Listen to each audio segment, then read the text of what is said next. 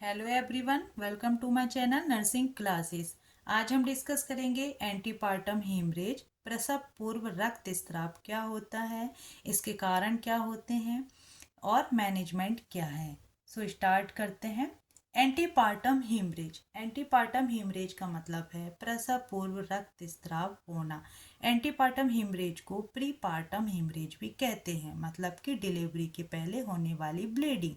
It is defined as bleeding from female genital tract after 28 week of pregnancy but before the birth of the baby।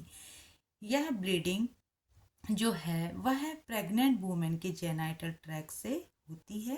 कब होती है? 28 week के बाद होती है और डिलीवरी के पहले होने वाली ब्लीडिंग एंटीपार्टम हेमरेज कहलाती है।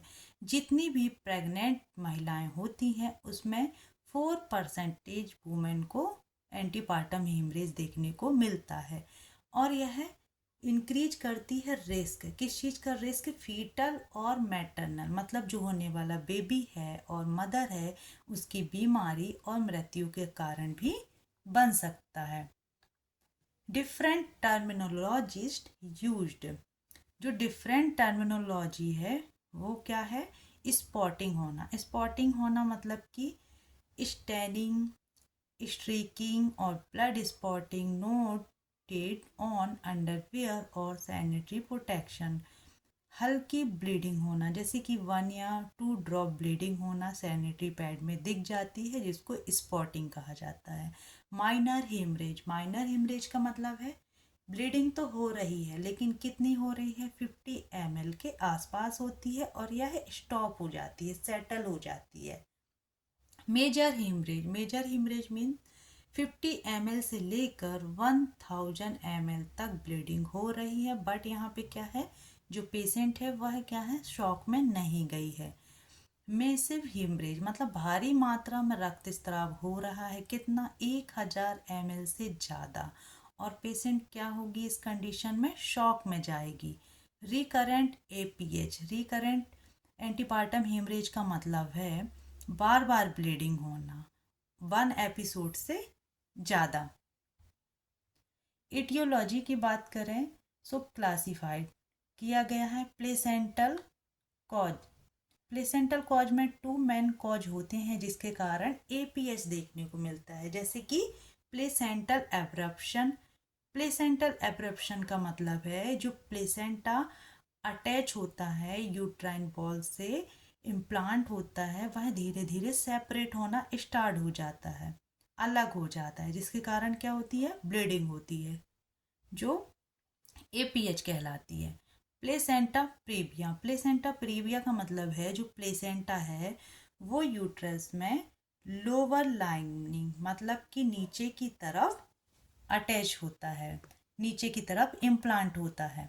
Fetal cause. फीटल कॉज में देखने को मिलता है वासा प्रीविया, मतलब जो फीटस की ब्लड वेसल्स होती हैं वह क्या हो जाती हैं?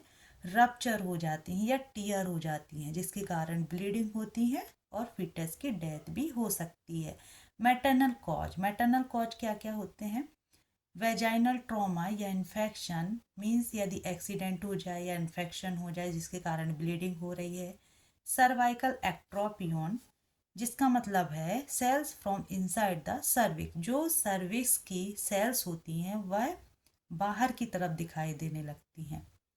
सर्वाइकल इन्फेक्शन एंड कैंसर, किसी भी तरह का सर्वाइकल इन्फेक्शन है या कैंसर है जिसके कारण भी ब्लीडिंग हो सकती है। सो 2 मेन कारण होते हैं, placenta abruption and placenta previa. इस तरह से भी देख सकते हैं causes of APH. Placental bleeding जो है वह 70% होती है, जिसमें 2 मेन कारण होते हैं, placental previa and abruptio placenta. Unexplained, जो एक्सप्लेन नहीं किए जा सकती कि किस कारण से एपीएच हुआ है, वह रीजन्स होते हैं 25%। एक्स्ट्रा प्लेसेंटल कॉजेस जो होते हैं 5%। Local cervico vaginal lesion, cervical polyps, carcinoma, varicose vein, local trauma, ये रीजन्स होते हैं जो 5% होते हैं और ये एक्स्ट्रा प्लेसेंटल कॉजेस कहलाते हैं। सो 2 मेन कारण होते हैं, प्लेसेंटल ब्लीडिंग 70% प्लेसेंटल प्रीविया जो 35% है एंड एब्रैप्शियो प्लेसेंटा जो 35% है। सो आज हम डिस्कस करेंगे प्लेसेंटा प्रीविया। प्लेसेंटा प्रीविया क्या होता है?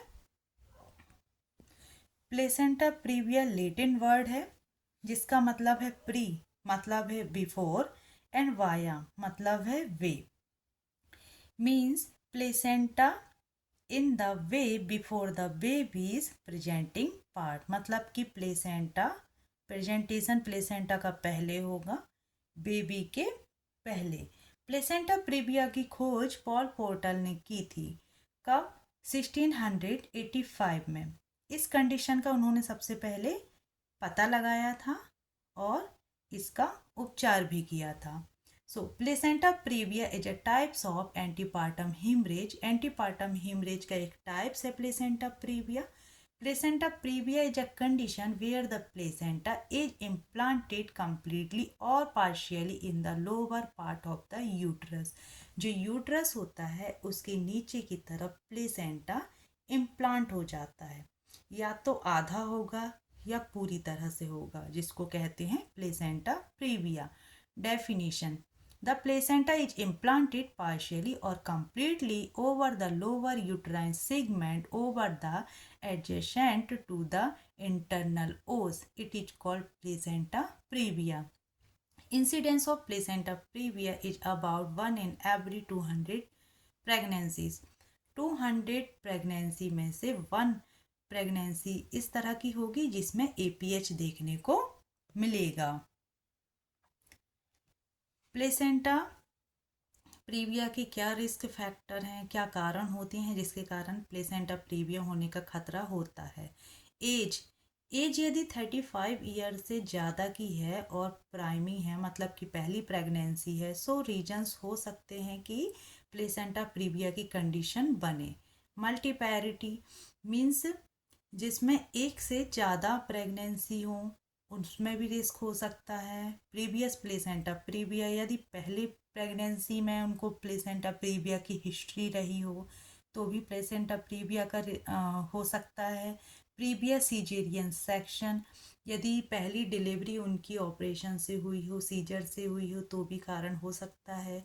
Scar on uterine ball, scar मतलब कि किसी तरह का स्कार होना, या पहले कोई सर्जरी हुई हो या D&C हुई हो या अबॉर्शन हुआ हो, अबॉर्शन किया गया हो जिसके कारण स्कार बन गया हो यूट्रस में, इसके कारण क्या हो सकता है? प्लेसेंटा प्रीविया हो सकता है। मल्टीपल गेस्टेशन, बहुत सारी प्रेगनेंसीज हुई हों जिसके कारण भी हो सकता है। स्मोकिंग, कोकेन यदि मदर कर रही हैं तो उसके कारण भी प्लेसेंटा प्रीविया हो सकता है। सो ये रिस्क फैक्टर हैं प्लेसेंटा प्रीविया के। टाइप्स ऑफ प्लेसेंटा प्रीविया, यदि हम टाइप की बात करें तो इसमें डिग्री से डिफाइन करते हैं, first degree, second degree, third degree and fourth degree. और टाइप की बात करें so type 1, type 2, type 3, type 4। Type 1 का मतलब है लो लाइंग प्लेसेंटा, मतलब जो प्लेसेंटा है वह नीचे की तरफ, कहाँ पर? नीचे की तरफ इम्प्लांट होता है। सर्विक्स जो ओस है, इंटरनल ओस है, उसके आसपास क्या होगा? ये इम्प्लांटेशन होगा। सेकंड डिग्री में क्या होगा? मार्जिनल। मार्जिनल का मतलब है जो सर्विक्स का इंटरनल ओस है उससे थोड़ा सा ऊपर, मार्जिन में मतलब यूट्राइन की बॉल में क्या होगा? यह इम्प्लांट होगा। टाइप 3 में क्या होगा? इनकम्प्लीट। इनकम्प्लीट मतलब कि आधा, यह क्या होगा? इम्प्लांट होगा सर्वाइकल ओस से और आधा क्या रहेगा? खुला रहेगा सर्वाइकल ओस। फोर्थ डिग्री में क्या होगा? कंप्लीटली सेंट्रलिस, मीन्स जो सर्वाइकल ओस है उसको कंप्लीटली कवर कर देगा, पूरी तरह से कवर कर देगा। सो ये 4 टाइप्स हैं, इसको डायग्राम से देखते हैं। नॉर्मल प्लेसेंटा, देखिए नॉर्मल प्लेसेंटा इस तरह से होता है। प्लेसेंटा फंडस में इम्प्लांट है और बेबी नीचे है। और मार्जिनल में क्या है? ये सर्वाइकल ओस है, उससे थोड़ा सा ऊपर यूट्राइन की बॉल में किनारे में अटैच है प्लेसेंटा। सो इसको कहते हैं मार्जिनल। पार्शियल में देखिए आधा प्लेसेंटा सर्विक्स ओस में है और आधा यूट्राइन बॉल पर है, इसको कहते हैं partial. Total means completely placenta previa, completely में मतलब कि पूरी तरह से ओस क्या है, ढक लिया है प्लेसेंटा ने, है ना। सो ये 4 हैं। इस तरह से भी देख सकते हैं, कंप्लीट, पार्शियल, देखिए मार्जिनल और लो लाइंग। लो लाइंग में रहेगा अटैच, बट क्या है, सर्वाइकल ओस से थोड़ा सा ऊपर की तरफ है। सो ये टाइप्स हैं प्लेसेंटा प्रीविया के। क्लिनिकल फीचर्स, क्लिनिकल फीचर्स की बात करें सो क्या क्या दिखाई देगा। पेनलेस वेजाइनल ब्लीडिंग दिखाई देगी। ब्लीडिंग तो इसमें होगी लेकिन क्या होगा, पेनलेस, दर्द नहीं रहेगा। और ब्लीडिंग कब कब हो सकती है, सेकेंड ट्राइमेस्टर में हो सकती है, जैसे हमने पढ़ा था अभी 28 वीक के बाद या 24 वीक के बाद। थर्ड स्टेज में होगी at the onset of labour, और लेबर के टाइम भी ब्लीडिंग हो सकती है। ब्लीडिंग में भी स्मॉल अमाउंट, कम मात्रा में हो सकती है, बार बार हो सकती है, प्रोफ्यूज्ड हो सकती है, may be associated with premature uterine contraction आ सकते हैं। माल प्रेजेंटेशन हो सकता है। माल प्रेजेंटेशन का मतलब है कि कई तरह से बेबी का प्रेजेंटेशन हो सकता है डिलीवरी के टाइम पर। साइन एंड सिम्टम्स की बात करें सो प्रीविया एक शॉर्टकट दिया गया है जिससे याद कर सकते हैं। पी से होगा पेनलेस वेजाइनल ब्लीडिंग, आर से होगा रिलैक्स्ड सॉफ्ट यूट्रस। जब यूट्रस का एग्जामिनेशन करेंगे, एब्डोमिनल एग्जामिनेशन करेंगे, जब यूट्रस कैसा फील होगा, सॉफ्ट और रिलैक्स। ई से एपिसोड ऑफ ब्लीडिंग, ब्लीडिंग हो सकती है, कई बार हो सकती है। वी से विजुअल ब्लीडिंग, ब्लीडिंग दिखाई देगी। आई से इंटरकोर्स पोस्ट ब्लीडिंग, इंटरकोर्स के कारण भी हो सकती है। ए से एबनॉर्मल फीटल पोजीशन, अब जब ब्लीडिंग होगी और प्लेसेंटा नीचे की तरफ अटैच होगा तो जो फीटस पोजीशन है वो क्या होंगी, एबनॉर्मल हो जाएंगी। अदर सिम्टम्स में देखने को मिलेगा टैकीकार्डिया और हाइपोटेंशन। देखिए ब्लीडिंग हो रही है सो टैकीकार्डिया होगा। टैकीकार्डिया का मतलब कि हार्ट रेट का बढ़ जाना। हाइपोटेंशन होगा बीपी का कम हो जाना। ब्लीडिंग हो रही है सो एनीमिया भी देखने को मिलेगा। और फीटल पार्ट इजली फेल्ट, जो फीटल पार्ट हैं वह इजली क्या हो जाएंगे, अगर एब्डोमिनल पाल्पेशन करेंगे तो फीटस पार्ट क्या होंगे, महसूस हो जाएंगे। Vaginal examination must not be done, यहाँ पर वेजाइनल एग्जामिनेशन करना बिल्कुल भी मना है। यहाँ पे वेजाइनल एग्जामिनेशन नहीं किया जा सकता, मतलब पीबी एग्जामिनेशन नहीं किया जा सकता। डायग्नोसिस क्या क्या करेंगे, हिस्ट्री कलेक्शन करेंगे। यदि कोई क्लाइंट आई है ब्लीडिंग की समस्या बता रही हैं तो हिस्ट्री कलेक्ट करना है हमको। फिजिकल एग्जामिनेशन करना है, वेजाइनल एग्जामिनेशन यहाँ पे नहीं करेंगी, फिजिकल एग्जामिनेशन करेंगी। अल्ट्रासोनोग्राफी करेंगी कि क्या रीजन है ब्लीडिंग का। ट्रांस एब्डोमिनल सोनोग्राफी करेंगे। MRI, colour Doppler and vaginal examination करेंगे, बट ये क्या होगा, अंडर ओटी में होगा। मैनेजमेंट देखते हैं, prevention, immediate management, expectant management, active management and nursing management.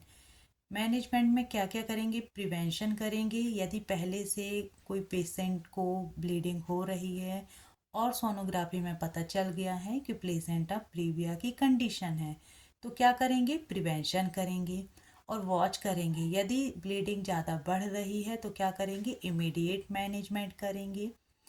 Then expectant management करेंगे। यदि 37 वीक से पहले है तो 37 वीक से पहले यदि है तो हम सभी जानते हैं कि 37 वीक से यदि पहले डिलीवरी हो जाएगी तो प्री मैच्योर डिलीवरी होगी। तो डिलीवरी और गेस्टेशनल एज जो है वो 37 वीक के बाद हो तो बेबी क्या रहेगा, हेल्दी रहेगा एंड प्री मैच्योर डिलीवरी नहीं हो पाएगी, जिसके कारण एक्सपेक्टेंट मैनेजमेंट करेंगे जिसमें कि फुल टर्म हो जाए डिलीवरी। देन एक्टिव मैनेजमेंट करेंगे, सक्रिय प्रबंधन करेंगे यदि ब्लीडिंग ज़्यादा हो रही है। और देन लास्ट में नर्सिंग मैनेजमेंट करेंगे। सो प्रिवेंशन में क्या क्या करेंगे, to minimise the risk the following guideline are useful. जो गाइडलाइन है एपीएच के लिए उसी के अकॉर्डिंग प्रिवेंशन करेंगे। मान लीजिए कोई क्लाइंट है और पहले ही पता चल गया है कि उसको प्लेसेंटा प्रीविया है तो क्या करेंगे, एडिक्वेट एंटीनेटल केयर करेंगे। मतलब कि सारी अच्छे से एंटीनेटल केयर, प्रसव पूर्व जो केयर होती है वह देंगे। And significance of warning haemorrhage, significance warning haemorrhage का जो चेतावनी देने वाले संकेत हैं ब्लीडिंग के, उन पर क्या करेंगे, विशेष ध्यान देने की ज़रूरत होती है। सो उस पर क्या करेंगे, वॉच एंड ऑब्जर्वेशन करेंगे केयरफुली। तो घर में क्या क्या करेंगे, put on the patient on bed, patient को बेड पर लेटा देंगे। एब्डोमिनल एग्जामिनेशन करेंगे। Vaginal examination must not be done, vaginal examination नहीं करना है।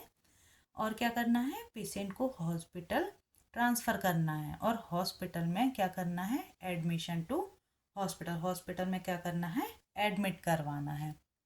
सो प्रिवेंशन में हमने देखा, यदि प्रिवेंशन कब हो सकता है, जब ब्लीडिंग नहीं हो रही है और केयरफुली एंटीनेटल चेकअप किए गए हों। और यदि वार्निंग साइन दिखते हैं या ब्लीडिंग दिखती है तो क्या करना है, आराम से पेशेंट को लिटाना है। एब्डोमिनल एग्जामिनेशन हल्का करना है, वो भी इसलिए फीटस की कंडीशन देखने के लिए। वेजाइनल एग्जामिनेशन नहीं करना है और जल्दी से जल्दी हॉस्पिटल में ट्रांसफ़र करना है। इमीडिएट अटेंशन, अब देखिए पेशेंट हॉस्पिटल चली गई हैं, तब क्या करना है, to ensure an adequate blood supply to a women and foetus. Okay, patient को लेफ्ट लाइन पोजीशन में लेटाना है जिसमें कि जो ब्लड सप्लाई है फीटस तक वह ठीक तरह से पहुंच सके। और आईवी इन्फ्यूजन लगाना है नॉर्मल सलाइन का, मतलब आईवी ड्रिप लगानी है। जेंटल एब्डोमिनल पाल्पेशन करना है, किस लिए, फीटस को चेक करने के लिए। स्कीम ऑफ मैनेजमेंट, अब यहाँ पे देखेंगे कि मैनेजमेंट में क्या करेंगे, मैनेजमेंट का क्या आयोजन है। All APH patient are to be admitted, जितनी भी पेशेंट हैं जो एंटीपार्टम हिमरेज है जिनको, उनको क्या करेंगे, हॉस्पिटल में एडमिट करेंगे। तो गाइडलाइन क्या है, स्कीम क्या है मैनेजमेंट की, सबसे पहले जनरल एंड एब्डोमिनल एग्जामिनेशन करेंगे। जैसे ही क्लाइंट आती है सबसे पहले जनरल एग्जामिनेशन करना है, एब्डोमिनल एग्जामिनेशन करना है। Clinical assessment of blood loss, blood loss का असेसमेंट करना है कि कितना हुआ है, पेशेंट एनीमिक तो नहीं है। रिसक्सिटेशन इफ़ नेसेसरी, यदि रिसक्सिटेशन की ज़रूरत है तब करना है। लोकलाइजेशन ऑफ प्लेसेंटा, प्लेसेंटा किस टाइप का है, मतलब मार्जिनल है, पार्शियल है, कंप्लीट है या इनकम्प्लीट है, इस कंडीशन का पता लगाने के लिए चेकअप किया जाता है। इसमें दो कंडीशन होती हैं, एक्सपेक्टेंट मैनेजमेंट किया जाता है और एक्टिव इंटरफेरेंस किया जाता है। एक्सपेक्टेंट मैनेजमेंट में वॉचफुल और केयरफुली ऑब्जर्वेशन किया जाता है पेशेंट का, मीन्स क्लोज मॉनिटरिंग की जाती है। एक्टिव इंटरफेरेंस में मतलब कि यदि ब्लीडिंग हो रही है तो क्या होगा, सक्रिय प्रबंधन, तुरंत प्रबंधन किया जाएगा।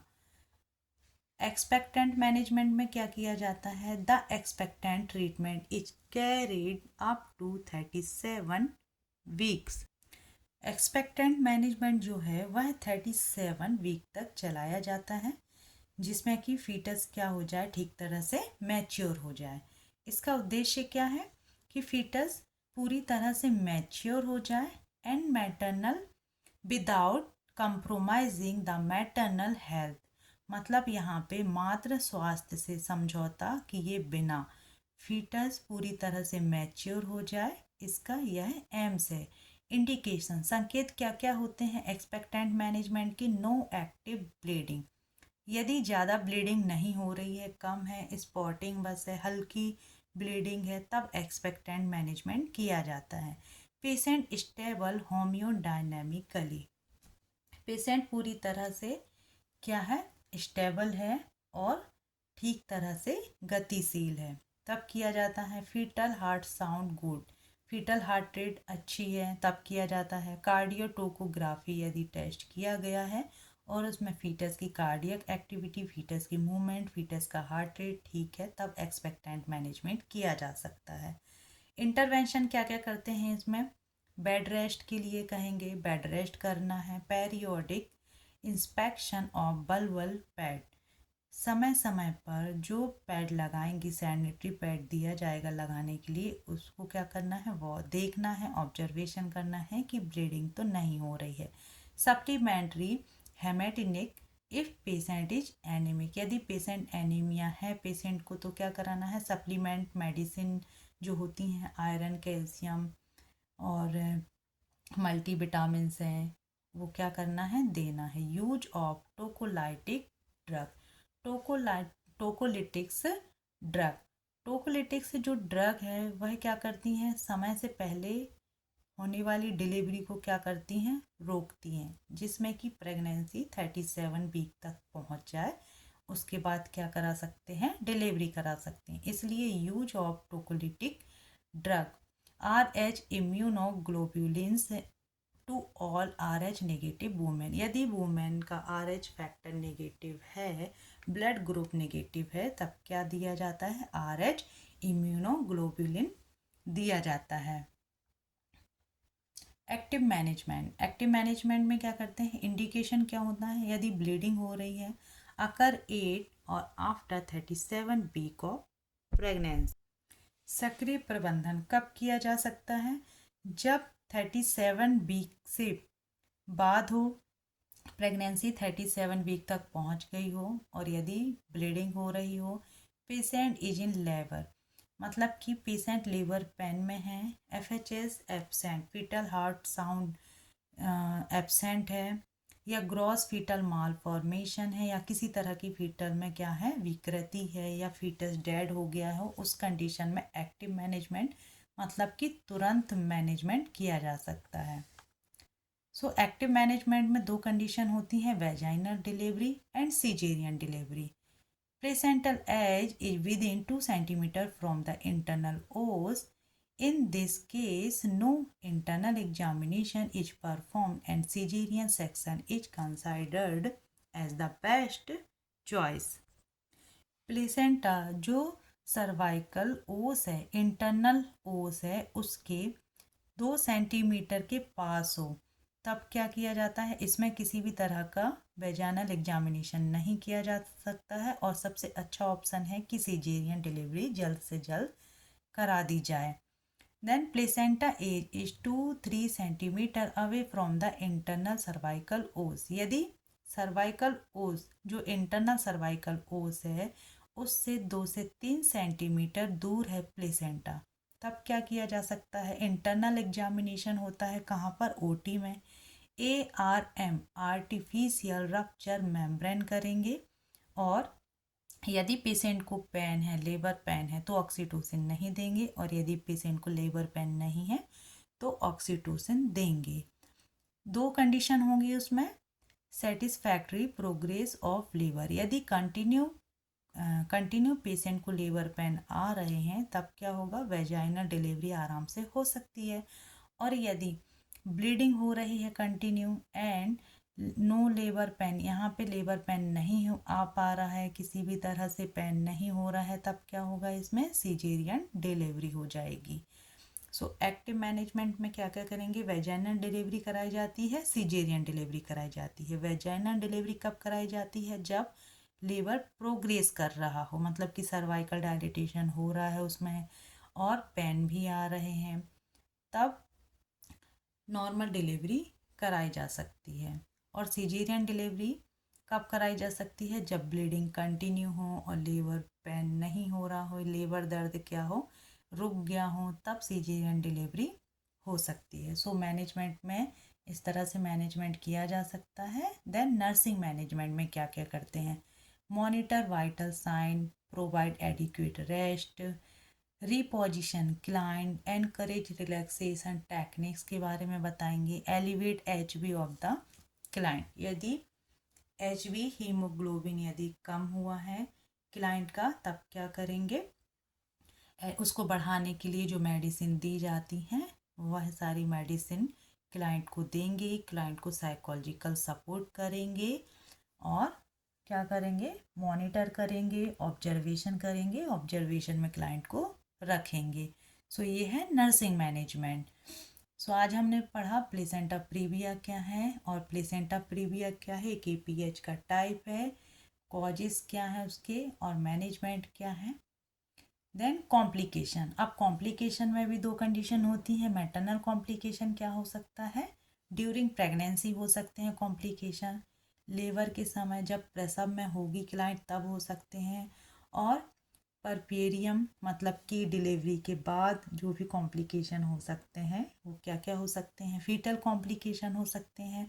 सो मैटरनल कॉम्प्लिकेशन में क्या क्या होगा, ड्यूरिंग प्रेगनेंसी एंटीपार्टम हेमरेज रहेगा, ब्लीडिंग होती रहेगी, माल प्रेजेंटेशन रहेंगे मतलब कि जो प्रेजेंटेशन है फीटस का वह अलग अलग टाइप का होगा।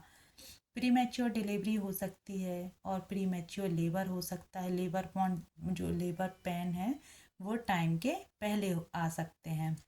ड्यूरिंग लेबर क्या होगा, early rupture of membrane, membrane पहले ही रप्चर हो जाएगी, कॉर्ड प्रोलेप्स प्रेजेंटेशन हो जाएगा, slow dilatation of the cervix होगा मतलब कि डायलिटेशन नहीं बढ़ेगा, स्लो रहेगा, इंट्रापार्टम हेमरेज रहेगा मतलब ड्यूरिंग लेबर के टाइम पे होने वाली ब्लीडिंग। परप्यूरियम में क्या रहेगा, पोस्टपार्टम हेमरेज हो सकता है, पीपीएच हो सकता है, रिटेंट प्लेसेंटा हो सकता है, प्लेसेंटा को कुछ पार्ट अंदर रह सकता है, सब इन्वॉल्यूशन हो सकता है।